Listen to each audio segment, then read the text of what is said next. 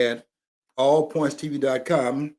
And if anybody doubts that, just come here and you can see us sitting in these chairs here and people all around here watching, see what we're going to do today. My cohorts, the ones that's behind the camera, doing all they're doing all the work while I get all the credit. And but tell me, but I want to tell you something. If they're not doing their job, then we can't do our job. Those of us sitting in these chairs, you think we're the ones that's really making the show go, these programs go here at allpointstv.com. We're not the program.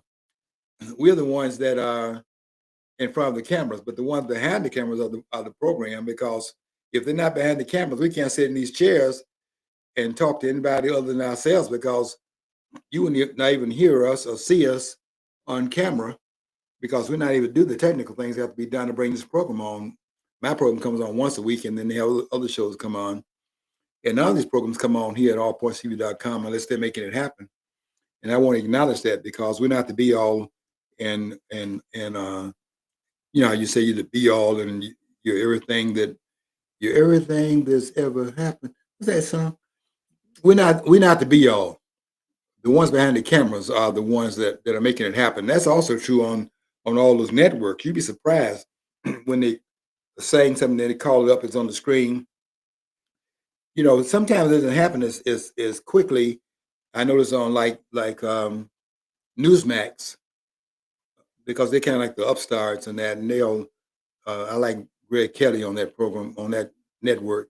And sometimes he'd be saying something, it doesn't come up, and he's frustrated because they don't have the synchronization they have maybe on on Fox. But Fox doesn't have the kind of programming they do on Newsmax either. And if they don't watch themselves, they're going to find all their viewers are going to be traveling over to Newsmax, because they're doing some things over there where they are a serious news station for serious people. And that's not any longer what I could say about Fox, which one time I thought Fox was a serious station. I don't think that anymore. And Donald Trump has also come out and said as much in his critique of uh, of um, of Fox. Fox has changed a lot since they were shoring up the campaign and candidacy of Donald Trump in 2016, but they've disaffected from a lot of that today. And so, anyway, the point is that um, you know we're trying to bring up some things here on this network that's not brought up anywhere else. And I can tell you that they're not going to be bringing up some of the points I be making today on my program, and that's all the scholars. How many of them will be excluded? Let me see. I got five fingers on this hand, and I got kind of the thumb, and five on this hand over here. And of that number, that's 10 altogether. And of that number, how many of them, when I say the scholars, are not going to be saying what I'm saying today? And the answer would be, on the two hands, the answer would be zero. Because they're not going to be saying what I'm saying, and that's a statement I'm making there, because I don't think that these people are who they say they are, and they say a lot, and I see them on television saying a lot, and I call them what they are from what I see them doing on television. I call them television scholars. They're not scholars of the Constitution. You can't say the things I hear them saying and then claim that you're a constitutional scholar, because that stuff that you're saying cannot be sustained based on the document. And I'll tell you, when I was in grad school, you know, they put you. I think I said this last week. They put you for the. I don't know if they're doing this anymore, but they used to put you before a committee, and I noticed they were all, you know, how they looking down at their notes, and they had this one person was asking a question, and I was saying, in this article, this section, this clause of the document, all of a sudden they started looking up like this, because they were expecting, I guess they were expecting the same kind of delivery they've had in the past, and they were just simply going to just they have questions that they ask to make sure they're doing their job, and then nobody would think they're backing and they get their check on Friday. So a lot of it is kind of like making sure that nobody thinks that their job is that they're not obsolete, and they're bringing up the rear, and nobody can do what they're doing, and if without them, the universe has to close down. When the real fact is that the football team is not out there on Saturday, and the basketball not team out there maybe 2 times a week during basketball season. The universe will close down because that's what pays for the rest of it. That's what pays for the rest of it. And so they were looking down, and then when I was answering their question, but I wanted to tell them what they were asking me can be found. They started looking. They started looking up as if to say, "Who is this guy? Who is this guy again?" Let me read this guy's name here. And that wasn't just at Eastern. I had a person that when I was at when I did my first grad class. I had my first grad classes at Wayne State University in Detroit. And as we were passing in our final exam, because they don't try to learn your name, what they just you got 100 person in that in those big auditoriums. They're not trying to find out what your name is. Not at that level. Now, when you get to weed some of these people out, because you're now at the entry level at the grad school, and you got 100 students in these classes, and then as you go up the chain, you start weeding out people, and you have a few number of persons in the upper echelons of grad school, because everything's a weeding out process. I don't know if you're aware of that or not about, but a lot of your classmates that you had in junior high school, they didn't go to high school. Some of them didn't get there, and then high school, some of them didn't graduate, and you don't see them at the next level in the in grad school, and so it's a weeding out, and you see people falling by the wayside all along the way. But then I noticed, and when I was at Wayne in this large class, I took my first grad class. They had like an auditorium of people. I bet there were at least 200 people in that classroom. They're not trying to learn they're not looking at their role and seeing what seat you're sitting in. They're looking at your test score. And when I passed my final exam on this in this one class, I noticed that the instructor came up there and he was looking at as you put your paper down. He was looking to see who you were and looking up and just getting an idea of who you were at that point. And I'm just saying that when they look up, whenever they look up, and as you're talking, it's because you're saying some things they didn't they didn't think would come out of your mouth, and that you would not be at that level. They would look up a lot of times along the way, and when you finally get to the end of the third degree is supposed to be the end of it, as if you can't be higher than 3 degrees above your diploma. And everybody talking about they got the PhD degree, the third degree, as if you can't go higher than that.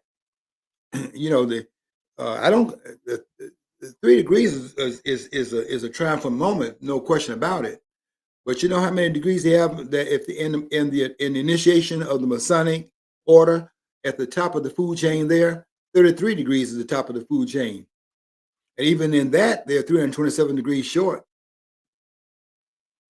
because the circle has 360 degrees and all you have is 3 degrees.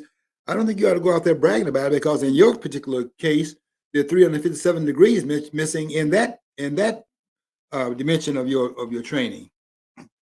So I'm not scared of them, but I know how limited, and I listen to them on TV, so I know how limited they are with the third degree, because I hear what they talk about, and I said that, yep, that's it. That's where they are.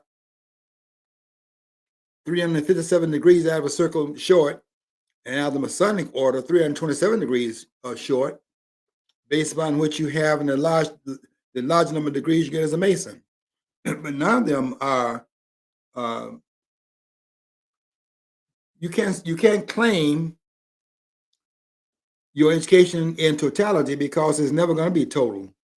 You major in a specific area. And I listen to them on TV, and I'll tell you, they're not trained in this area. And I don't mind calling the names out. They're not going to say anything because they're not trained in this area. Alan Dirk's not trained in this area. And John Rue at Berkeley, out in California, he's not trained in this area either.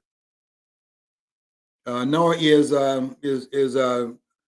Turley. I think Turley is at George Washington University. They're not trained in this area. And if they were, they would not be saying the things they're saying because you can't say some of these things here. Anyway, at allpointstv.com, I'm going to say some things on the air today that none of them are going to say because they're not really, how do I want to put this? They're not really, I can't say they're not scholars. They are scholars because they attack the body. You're a scholar if you attack the body of information. And I know there's a guy they call Dr. Sebi. He's deceased now. He's not trained in the university, but because his knowledge was such, they would call he's the person that did botany kind of things. He did a lot of things with plants. He was just like Dr. George Washington Carver, who was not a great scientist, but he did a lot of things in terms of plants and things like that. But he didn't have a PhD degree. He was just in a lot of ways that he was not really a scientist in a lot of ways, because anytime you're telling me that you go out there and the plants are talking to you and things like that, you can't claim. I mean, people will think you are hallucinating. But okay, Dr. Carver at Tuskegee Institute.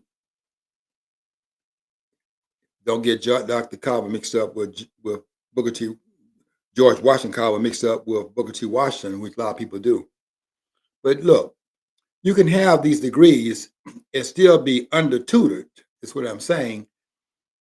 And then you can have no degrees and be more tutored than those that have the degrees, too. That's also true. And such a person as a person that I set in under, I didn't take his class. I didn't have his class for any of my training, but I was aware of him, and that's a person named Harold Cruz. Now Harold Cruz was offended if you call him doctor because he thought that was too limiting, and he actually took it as then somebody said Dr. Cruz, and he was insulted by it. I noticed when they had Earlene de la Pierre down at U of M Flint, and I think she took his class, and she said that she said Dr. Cruz in his class, he said he wanted her to know his training was way beyond that. 3 degree, get out of here, doctor. Shut up. That's what he felt. That's what he felt about it. I said it one time in one of his. I think I went to was it a workshop? Something I went to. He was some kind of thing I went to. I can't remember now. It's been so long ago. But he was up there in front, and I knew his reputation. I mean, every time I went to U of M Ann Arbor, I would go up there because I want to go to the library because I was trying to find out if this library didn't have something, I wanted to go and see if I could find it somewhere else. And every time I would go there, it seemed like I would see him crossing the campus because he was on his way to the library. This is Harold Cruz, the one that wrote this magnificent book, Plural, Plural, plural but equal, not separate but equal, but plural but equal, and that was in the face of the ruling in '54, Brown versus Board of Education, where the Supreme Court ruled separate but equal unconstitutional. And what Cruz was doing, responding to it by showing what the court, if it had if it had any, what could I say, any smarts, yeah, any smarts. We got to stop believing that if you put a robe on, that you all of a sudden become smart. If that's true, then how do you explain Katanji Jackson Brown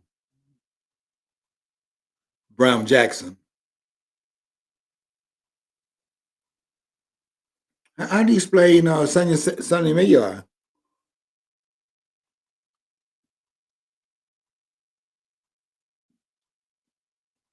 How do you explain almost all of them, quite frankly, on the Supreme Court?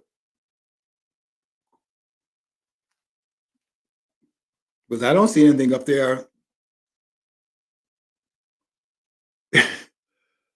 I don't see anybody up there, and that includes Clarence Thomas. He's probably the closest one of all the ones up there that are trying to hold the line. But I don't think that that's anything to write home about with Clarence Thomas. I admire him for standing out from the orthodoxy, particularly being a black Supreme Court jurist. He's better than um, than Thurgood Marshall by far, because Thurgood Marshall was an airhead.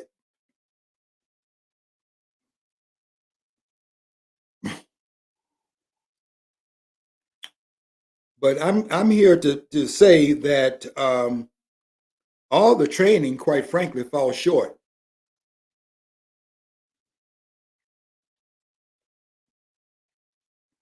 including my training. But my training is above anything that I'm seeing out here. To be honest, and I tune them in to make sure that when they're on TV,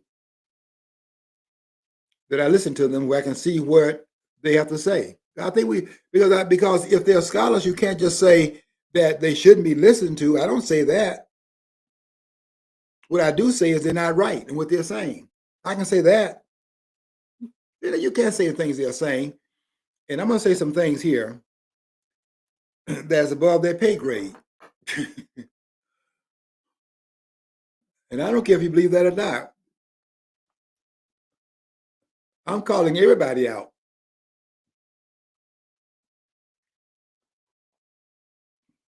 And reason I'm writing this two-part series right now. I wrote part one today on Facebook, and I'm writing part two tomorrow. But the reason why I opened it up and I'm writing about it, and the topic was um, if it pleases the court. I took this from Ann Coulter. I got to get the date in writing part two, because I got to go and get the date when she wrote an article, which I really thought was quite well done. And you probably noticed here, I'm just telling you, this on the side and running. They don't have Ann Coulter on TV anymore. I don't know if you noticed that or not. They don't have. If you notice, she's AWOL now on television, and she's been AWOL on TV ever since she was on Bill Miles' program. And remember, some of you probably tuned it in, and they were early on in 2016. They asked the panel who they would thought would be the next president of the United States, and Ann Coulter said Donald Trump. And did you see that clip?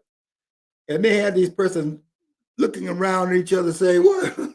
What? Where?" This is early now in 2016. The guy just come down from the escalator in 2015, and he had never run for an office before. He never was in the military, and that had never happened before. And they asked, "Who do you think would be the next president of the United States?" And she said, "Donald Trump." And they were looking around.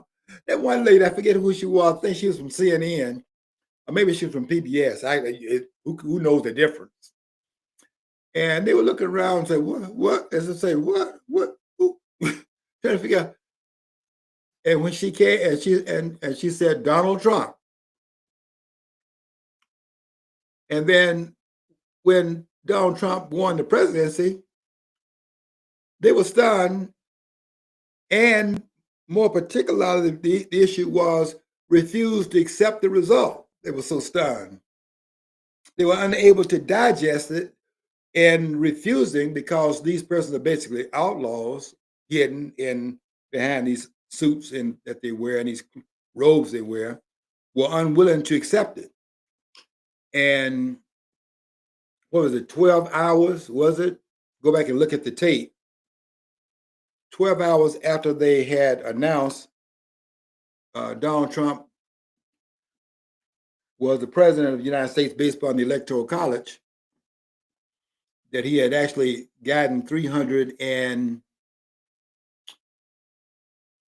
electoral votes, and he only needed 270. After they got over the shock, within 12 hours, you can go and look at the calendar, look at the date, look at the time. Within 12 hours, CNN, I think it was CNN, they came up and raised the question of when are they going to start the impeachment of Donald Trump? Within 12 hours of that, they were already calculating how to get this man out. And you constitutional scholars, quote unquote, I put that in quotation marks. I have to, because I listen to you on TV and I'm calling you on this because that's not who you are. You're lawyers. So I have to respect that you have some training. But don't come, but look, stay in your lane. And don't and don't come out here saying more than what you can say based upon your training, because you can't say the things you're saying if you're trained in this area. Because if you're trained in this area, you would not say the things you're saying. That much I can tell you. And I'm going to say some things here that's in this document you claim that you are representing on TV, that you better go back there and read the document again and pay more attention to it. I think I'm the only one that's ever said this. I said this a long time ago, that in order to understand the Constitution of the United States, you have to first of all understand that there's a geography to the document, the geographical aspects to it. And if you don't understand that, you really can't understand the document because it's geographically set up. You can't take a geography class and get that, but if you don't understand there's a geography in the document, you cannot understand the document because it's geographically laid out. Do you scholars agree with that? There's a geography to the Constitution of the United States? Probably not. You probably don't agree with that.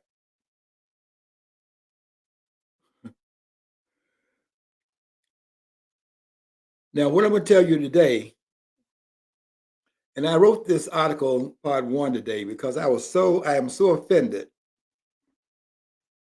by these courts telling the President of the United States of America, this is the President of the United States of America, and these courts,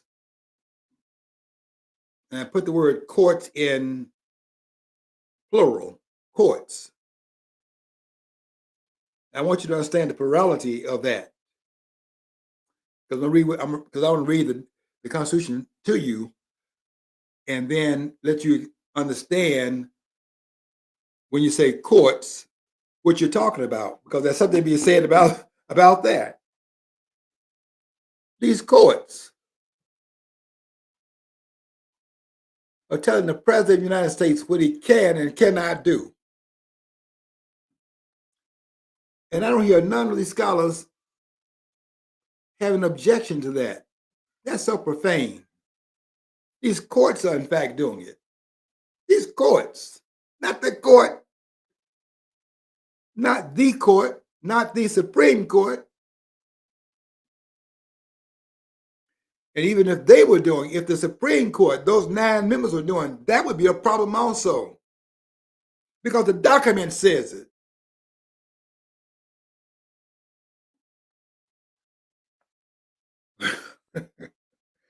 I'll tell you something. It's all I can do when I come to the studio sometime to keep from just, I'm not a profane person, but sometimes I have to restrain myself from going into my street mode, because even the Supreme Court doesn't have the authority to do that. But for these lower courts to do it and use the plural of courts, and have the courts doing it, you don't understand how obscene that is. You scholars, you understand how obscene that is.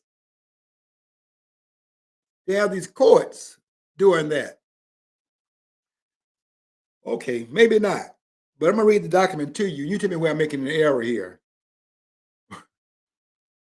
Since you got those 3 degrees, you tell me where I'm in error. I'm gonna read the document to you, and I'm gonna explain what the document is saying here and why it's spelled the way it's spelled and why the language is written the way it's written. Because there are some things in the written that's written that needs to be explained. So let me just read what it says here. I'm going to read Article 3, Section 1 and Article 3, Section 2. I just want to read that. And I won't read all of it, just the part that will get me to my point. Here's what Article 3, Section 1 says. Now you're going to read it for yourself. I'm just going to show you where to go to get it. Section 1 of Article 3 says this: the judicial power of the United States shall be vested in one Supreme Court. Now, in that phrase, because it goes on and says something else, I'll get to something else in this minute, but I want to stop at that point. The judicial power of the United States shall be vested in one Supreme Court. Now, you scholars, listen carefully.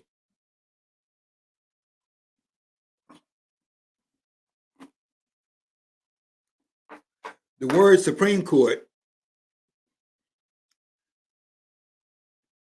is small s, capital C. In one Supreme Court, but the Supreme part is downcase, not capitalized. It's not Supreme Court, both letters being capitalized, Supreme capitalized and court capitalized. That's not the way it's written. It's Supreme, small case, court capitalized. Now, there's a reason why the framers did that. In that room where they were officially from May 25th, 1787 to September 17th of that year. There's a reason why they did that. They're not just in there. They're just in there. These are the scholars in that room creating a new document. The world had never seen anything like this before, and they are in that room figuring it all out of whole cloth. And everything they did needs to be studied. And the question has to be asked, why did they do that? And I'm going to tell you why they did it. Why did they, in fact, write Supreme Court with the word Supreme downcased? But the word court is upsized in terms of its casing. Supreme is downcased, the S is small s. The court part, Supreme Court, is upcase, capitalized. And they're doing that because the Supreme Court, which is an Article 3 provision of the Constitution, is almost like an afterthought in setting up the separation of powers. The legislative branch, first of all, because you have to have laws. And then in Article 2, you must have the enforcement of the law. And number 3, an arbiter, with the arbiter being of lesser merit, because all he's doing is just simply arbitrating. The law has been made, and the enforcement of it has been put in place. And now, if there's a contending argument that comes up between the two groups that are, the two earlier groups that are set up, the singularity of the second group set up is not even a group, is the President of the United States, who's a single office holder of the executive branch, but you have multiple members in the legislative branch. But sometimes there's a dispute comes up and you have to have an arbiter. But the third article sets up the arbiter role, and that role is kind of like an afterthought. And for those that would argue with me over this point, you're not going to argue long because you don't have anything to argue with. But for those, but for those that will argue with me over this, I want you to notice the language in this document here, which you have not paid any attention to. I'm going to call your attention to it now.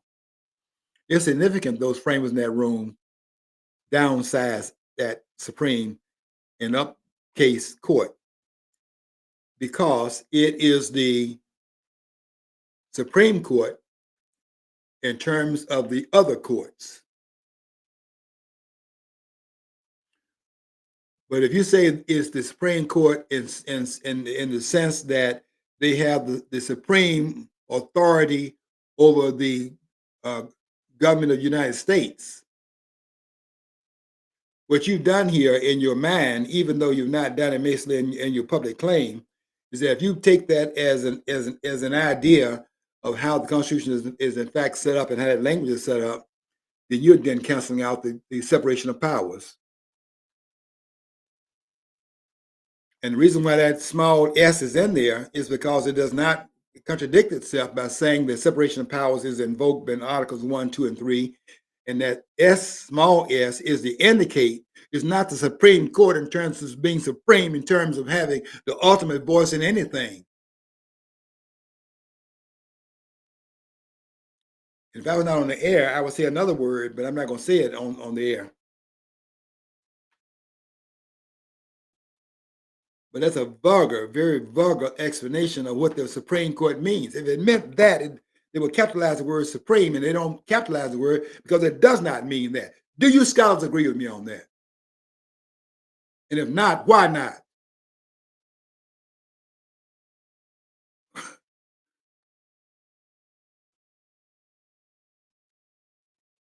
Let me read the rest of this so you'll see exactly what I'm getting at. You listen very carefully here, very carefully.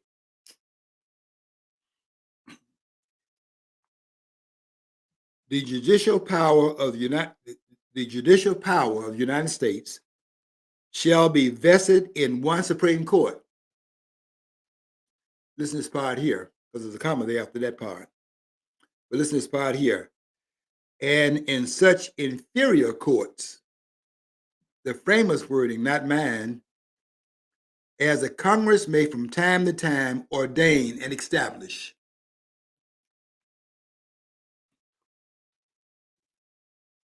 So that the reason why that small s is there, one Supreme Court, is because it is to say that that court, of all the courts that may be created by the Congress, that give the Congress authority to set up what it calls the inferior courts. Understand that. These are inferior courts. Why is it an inferior court? Because it is not included as part of the separation of powers. That court is a co-equal branch of the other two branches of the government.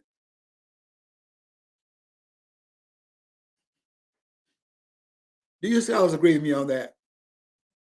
Pretty please with sugar on it.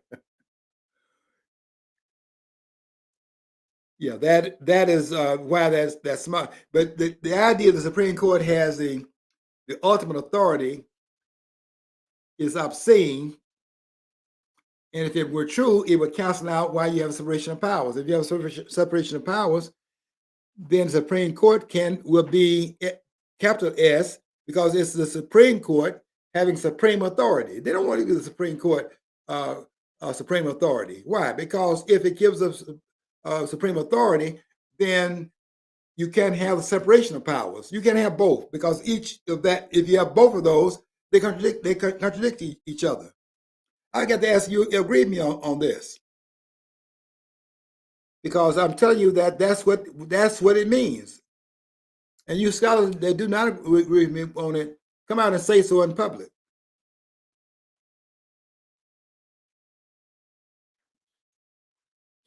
It is obscene to have these courts, plural. The plural will be the one Supreme Court set up by the Constitution.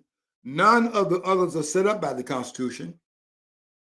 They are set up by the Congress of the United States. And because it's not set up by the Constitution, but they give the authority, pass it off to the Congress to pass out to set up the rest of it, they are inferior courts because it's not mandated by the Constitution that court would exist. The Congress, they give the Congress the authority to do that.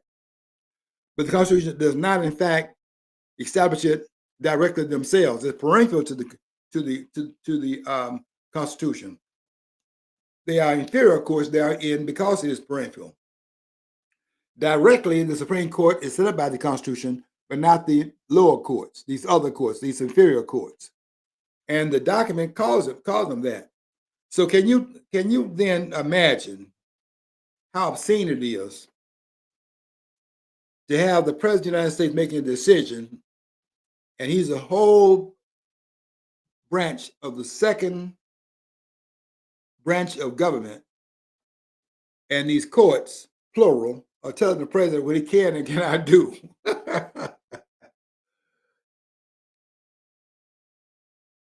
It's laughable to me. It's laughable, but I'm not laughing, laughing. I'm laughing because of the absurdity of it,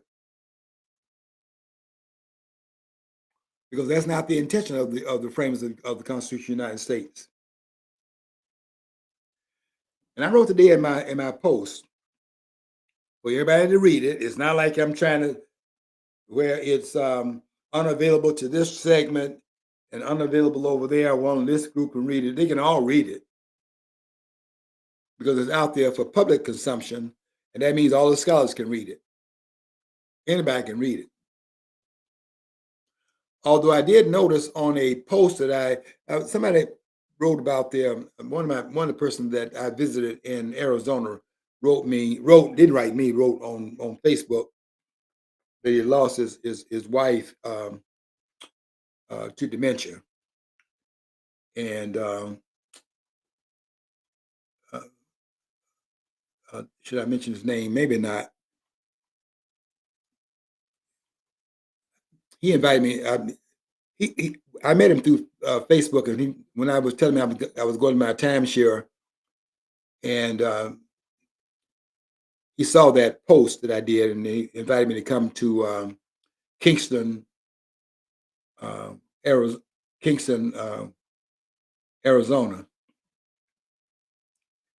and told me I was only 100 miles, maybe 90 miles from where he was, and would I come over further west, since I was so close to where he was, and would I come over there and visit?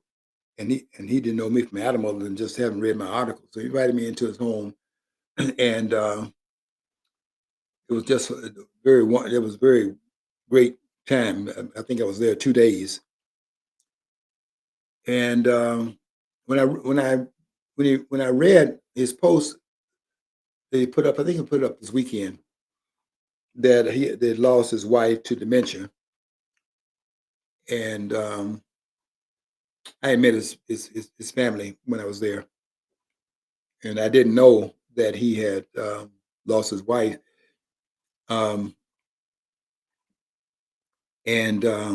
I noticed when I put my condolences on there, I noticed when I went back to that post, my condolences not there. A lot of times, what they do to me is that even in that regard, I'm back to see where was what I wrote to him in condolence on that list of people that commented on his remark about having lost his wife. I wanted to make sure I would have said condolences to him because I have so much respect for the time that I was in their home. Because when I came down there, he only knew me through what I wrote. He didn't. I don't even know if he. Well, maybe he would have known how I look through the visual of my program, allpointstv.com, um, what's going on. But I treasure that time that I was there because they took me in, and it's unbelievable that I could be there seamlessly in that household and going all over the place with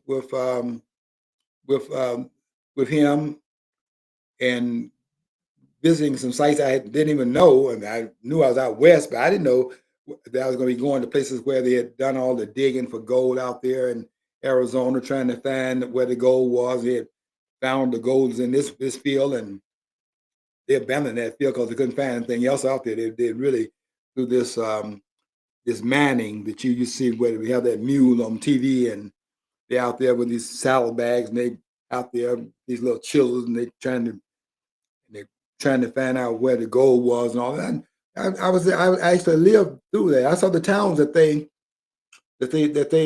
were in that they built based upon this. So,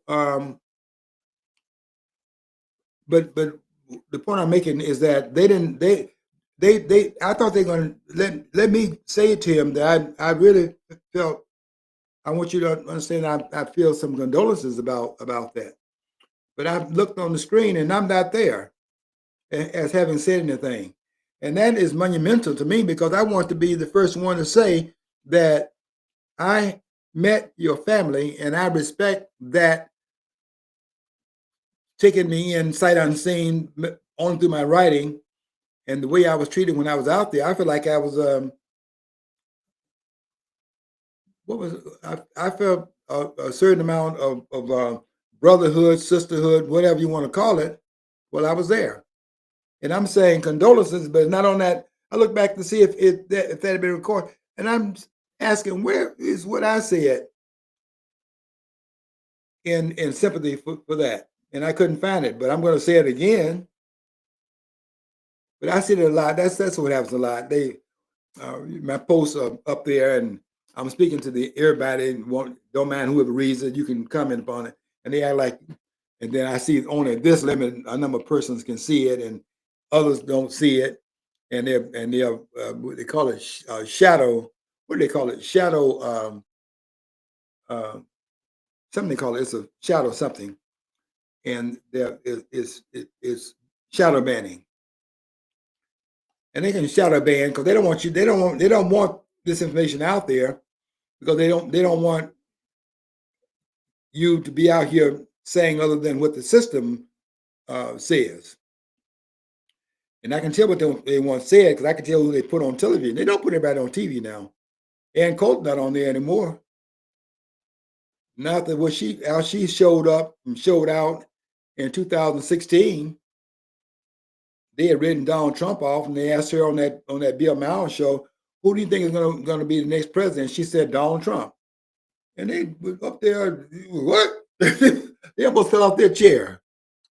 What did she say? That one lady from I think PBS. Now I think about it. I think she was from PBS, and she's looking around as if did I hear what I think I heard? She couldn't believe it because nobody at that chance gave Donald Trump a chance, and really up until the day of the election, they gave him a chance because they thought, how do you come out of nowhere? Everybody know you were in real estate. I saw you on TV a couple of times on the Oprah show. Anybody knew about him because the man was the Don, but they didn't know about him. They didn't know about him politically when he was on TV. At the times I saw him, he not identified. Was he Democrat? Was he Republican? They didn't know. And when he got out there and ran as a Republican, they really wrote him off. The liberal media certainly wrote him off. because what chance does he have? And they were certainly not going to support him. But then when Ann Coulter proved to be correct, that was too much. She was just too analytical, too smart, and they couldn't handle her. And now she's been, I don't want to call it shadow banning in her case because she's been totally banned. You don't see her on television anymore, do you? Because who's going to interview her in the aftermath of that? What are they going to say in terms of things she said? Her careers went up here. And if they, in fact, start looking around as if did she say what I think she said? They can't do that anymore in Coulter because look how she was out there, out of the box thinking when they could not figure it out. She had figured it out and said it early on that Donald Trump, he hadn't had no creds at that point, and man could be the next president of the United States. He couldn't believe that. And I'm doing a two-part series on what she wrote because she also wrote something else. Not only did she say some things, she wrote something also. And she wrote an article. I'm going to go back and get it. I'm going to quote in part 2. And it's called, if I recall correctly, you can hold me to this. I think I'm quoting it correctly. The name of the article, which came out a couple of years ago, maybe last year, but it's been at least a year, and it was titled, it's the title of it. If it pleases the court, who the hell asked you?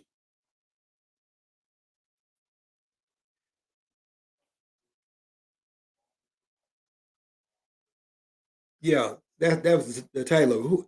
Who the hell asked you?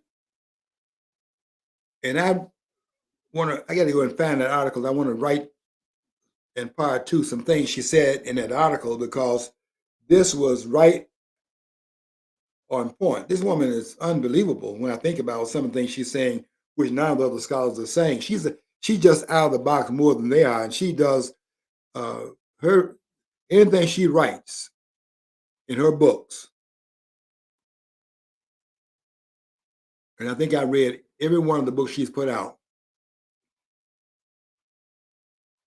And I can tell you the ones that I would recommend, because I know you're not going to read all the books she put out, because she's a prolific writer, as is Mark Levine. But she's a deeper thinker than Mark Levine. And Mark Levine needs to calm down some of what he's talking about. Because he's not a constitutional scholar either.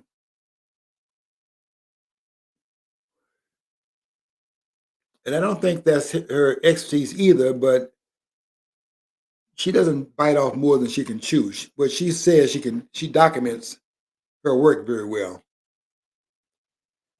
And I'm going to use part 2 of what she wrote in terms of these courts out here, out of control, because I think that her writing that article some time ago is right on point. I think it's called, I'm pretty sure it's called, If It Pleases the Court, Who the Hell Asked You? And it should have been, If It Pleases the Courts.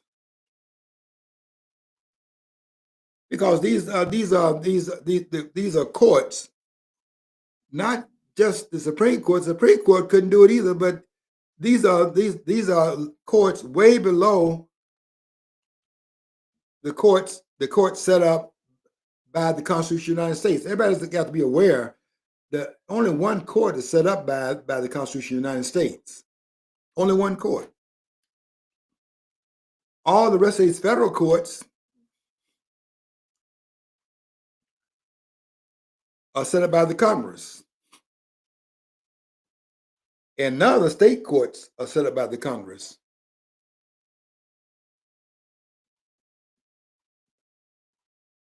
Only the Congress, only the federal courts can be set up by the Congress of the United States. None of the state courts can be set up by the Congress of the United States. And I want you person that writing on these Facebook posts asking about the impeachment of members of the Congress, like Schumer. I want him to be thrown out of there. The man has been the egregious things this man has done. This man deserves to be thrown out.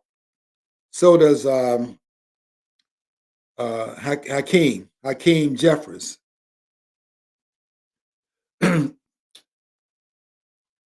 who I think really was out of line in making a comment.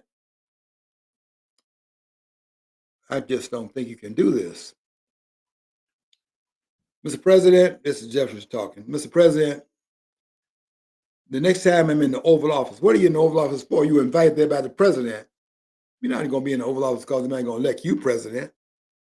You're going to say, if next man in the Oval Office and you got anything to say, and this man says this is a threat. You threaten the President of the United States. Say it to my face. This man said that on national television and repeated it. Said to my face. And they're back there in the background, hoorah. And to show you how Donald Trump took it, he's so scared of this man. Yeah, real scared of him, of course, because he brought the Spanish band and they're out there playing the guitar, wearing the sombrero and so on and so forth. So he's so intimidated. Yeah, he was showing you exactly how he took it. Because because what Trump did was taking their yowl out to say down at every level of all the viewers what really is going on here. And what they're doing here with the shutdown is they're shutting the government down because Trump and the Republican Party is holding the line on we ain't going for giving health care to people who broke into the country. Because number one, the American people don't go along with that. But if they went along with it, they couldn't go along with it constitutionally. Because we the people of the United States of America.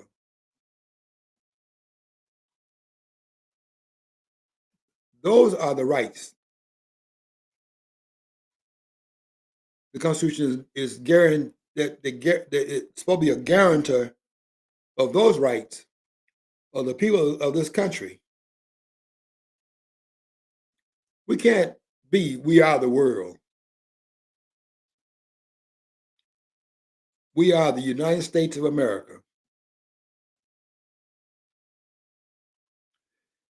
And that should mean a lot more to us than it means right now because we've lost our way in terms of the meaning of what our institutions should mean, how they to mean different things in different corridors of power, and how you can't bunch them together so that one speaks for all of them and it speaks in one branch can speak into the other branches if they don't exist and cancel them out. You got to go and read this document here and understand what it's saying here because that small s has a reason why it's written that way by the framers.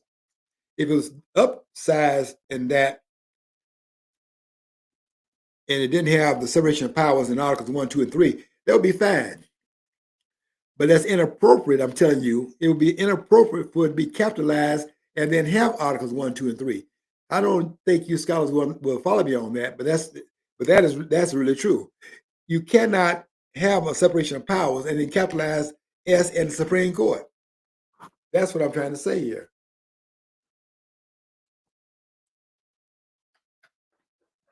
And if whether you agree with me on that or not, that's why that S is not capitalized. Let me read this to you as well. This is section 2. The judicial power shall extend to all cases in law and equity arising under the Constitution, the laws of the United States, and treaties made or which shall be made under their authority,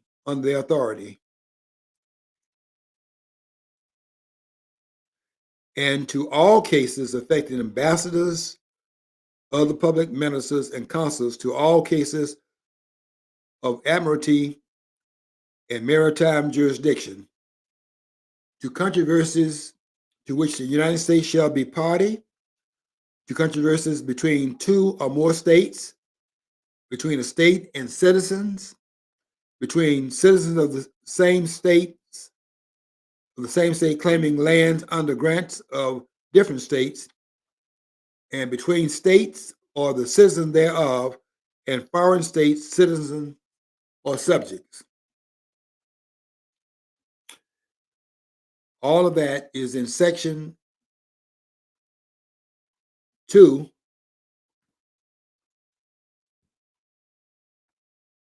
clause 1, uh, Article 3, Section 2, Clause 1. Now, when it does that and specifies where the courts have supreme jurisdiction in that area, and now you coming back behind that small s in the Constitution and writing it, so we're not talking about supreme sovereignty over all the three branches of government. That's not what it means. It's saying now in this area here, in these areas, we're spelling out where the supremacy is in this particular domain as spelled out in Article 3. Isn't that what it's saying here, folks? Isn't that what it means, you scholars? The Supreme Court is not supreme over the President of the United States.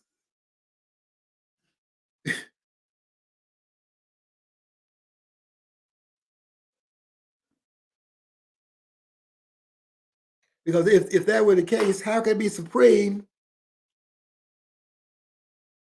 and at the same time have a separation of powers if the Supreme Court can go into the corridor where the executive branch exists in its corridor of power?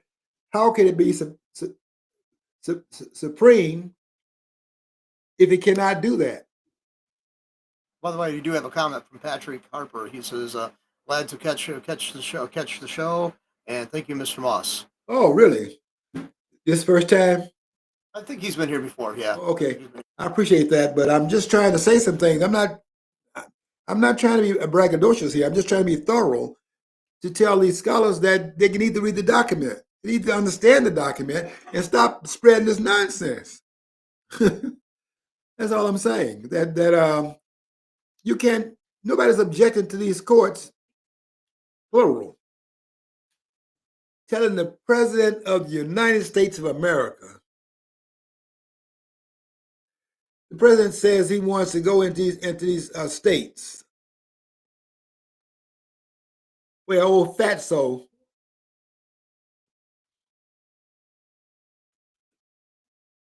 J.B. Pritzker over there in Illinois. He's the governor of Illinois. Another one of these liberal judges that's out of control, and they don't want to change. They don't want to bring these states under control where you have this. These are murder states where you're licensing where you got 007 being licensed in all of these states. People are licensed to kill like they did Kirk.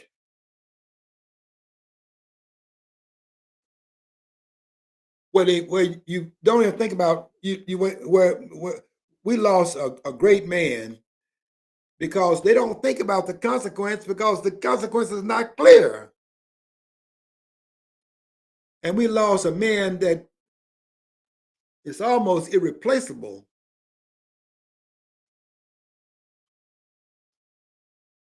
I mean, everybody's replaceable. But I'm talking about the kind of quality of this man and for this man to be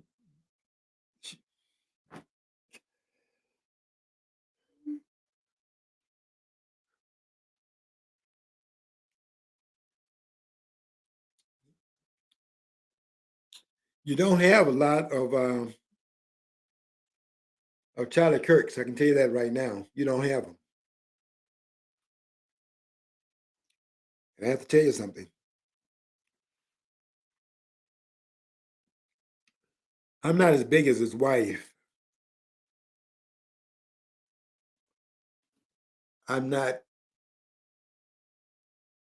that forgiving,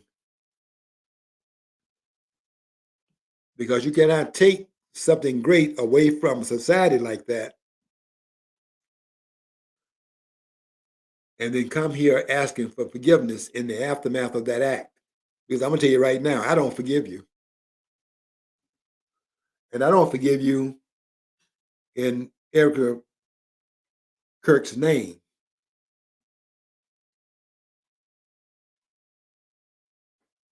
because she lost her husband in that. And her children lost their father. He was a family. This man tore that family apart because he thought about the consequence after the act.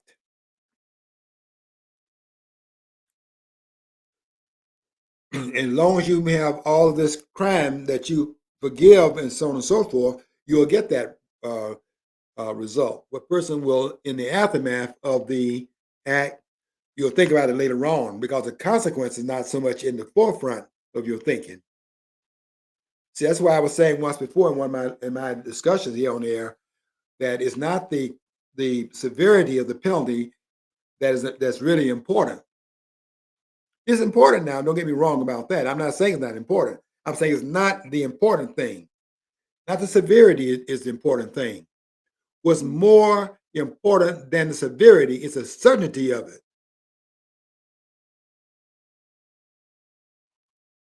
And that's where these people who are in power have fallen way, way short of the mark. The consequence must be certain. All this,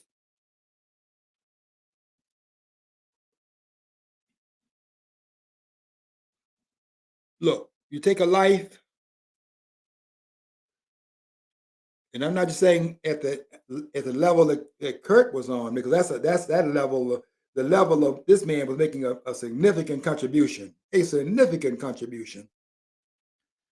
And I'm glad to see Turning Point USA is still going strong. But you know something, you cannot, that Charlie Kirk, this man did this when he created that when this man was 18 years old. And I was thinking about what was I doing at 18 years old. I'm trying to get into. I'm coming out of high school at 17, and I'm so young. I'm trying to wait until I mature a little bit to go to college. So I stayed at one semester before I went to college. I still finished in 3.5 years, but I came out of college. I think let's see, I came out in '66.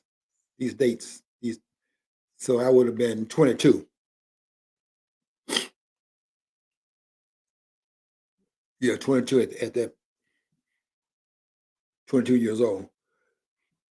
I still came out in at I came out in 3.5 years when I did.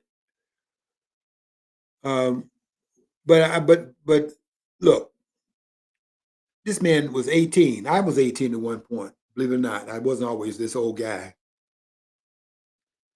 And he was 18. Yeah, I'm 18, trying to get in college, trying to find out what school I'm going to go to, what college. And this guy coming out at 18, he had gone to a junior college, but his mission is bigger than that. John, can I get some tissue? He saw that his mission was different, and he admits to, and he would say this to college students because they want to know what credentials he had to be up here saying the things he was saying on their campus, and who are you to be up here challenging what we're doing? We are in school like you were, and what school are you coming from? And he told him that I dropped out of he's a dropout. He dropped out of junior college. This guy was a junior college dropout.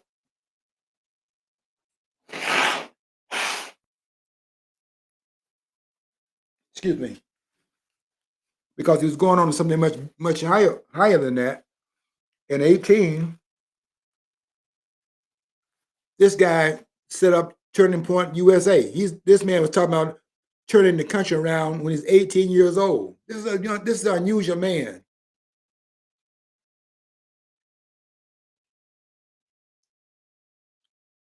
Turning Point USA. And when they listen to him, I'll say this and I get off this point and get back to what I want to say. But when he talked to people about what he had in mind to do, he talked to this one couple, and they listened to him. They knew that this is something different, and so they gave him a challenge. They said, "Well, we're willing to give you the funding that you're looking for. You're seeking $50,000 to get your program off the ground. We'll give you the first 20. We'll give you the 20. We'll give you $25,000 of that. We'll give you half of that, providing that you go out there and get the other 25,000. And they thought that would be impossible. A guy come out of high school, 18 years of age, he got to go out there and sell his program, his ideas. Within a month time, Kurt came back to collect the other $25,000 because others saw who this man was. And that shooter took this man out of here and took that away from us, took him away from his wife, took him away from his children, and did this in cold blood. And I'm going to tell you, I know you're going to say, Moss, you're hard. I do not have any forgiveness for him. You cannot take a person out like that and then ask me, of all people, because I'm coming from another school of thought. I don't come from the altruistic school of thought. I'm not trained that way. I'm not into altruism, where you're supposed to be sacrificial, that your life is to be in sacrifice to the service of others without any thinking about the benefit to yourself. Not after I read I suggest you read this book, Ayn Rand, one of Ayn Rand's unsung hero writing. Everybody talks about Atlas Shrugged and Fountainhead. They talk about that, and they should talk about those books. Those books contain Ayn Rand's philosophy, so you should read those. But there's some other works that she wrote too now you should read. And the book called The Art of Selfishness should be read. The virtue of selfishness? The virtue of selfishness. The virtue, that's right, not the art. The virtue of selfishness. The virtue. There's virtue in selfishness. Well, even a Christian who believes that they're doing this to have a better, to escape hell, they're motivated about self-interest. They are. That's what I think it is. I mean, if it's not self-motivated self-interest, I can't see it's rational. Yeah, and John, they're also irrational, and they are also anti. They're acting antithetical to the cross when they think that they can say the sacrifice was made at the cross, and they're going to continue to make a sacrifice themselves as if that sacrifice is not sufficient. That's right. That's the reason why I don't like. That's the reason why I don't like Christian Zionism and all this other things. I mean, that's basically they're tossing that away. The establishment of the Third Temple. Some people want to advocate, not all, but some of the dispensation. That's the reason why I have a problem with. They're saying his sacrifice wasn't sufficient enough, and you want to reestablish the animal sacrifice. John, that's what Wendy Bell was doing the other day. She was not talking about this topic here, but she did this this weekend. I saw her. I have a lot of respect for Wendy Bell. That comes on Common Sense is her program. Comes on Newsmax. And there was a guest she had on there, and he made a point on something totally different from what we're talking about right here. But when one of her guests made this point, she did this because she was so elated that he would make that point, because I bet the person would have said what this guy said, And she did this to show her appreciation for the point he made. Because sometimes somebody makes a point above what you expect them to make, and you say, wow, let me, it's like kissing one, don't take that back. But look, if you tell me that you're going to be sacrificial, to me, you are acting antithetical to what you say your beliefs are. And I think everybody was acting antithetical to the Christian belief, except two people at that meeting, that town hall, if you want to call it that, with that, what was it? They're saying about 1 billion people tuned in eventually. That Charlie Kirk memorial that they had, a lot of persons were there, but a lot of persons watching it on TV too, and watched it in terms of the returns on it, the video of it playing over and over again. They said 1 billion people have tuned in that program. The only ones that actually were acting within the purview, outside the purview of altruism, where you're not going to be sacrificing yourself and to win as a making of yourself a sacrificial animal. You don't have to do that now if you believe in they say no cross, no crown.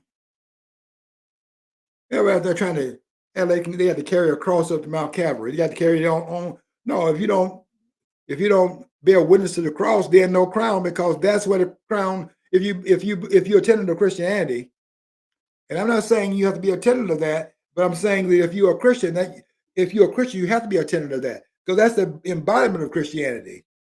The only persons that actually were standing up there outside of the idea of altruism was Donald Trump at that gathering, and Steve Smith,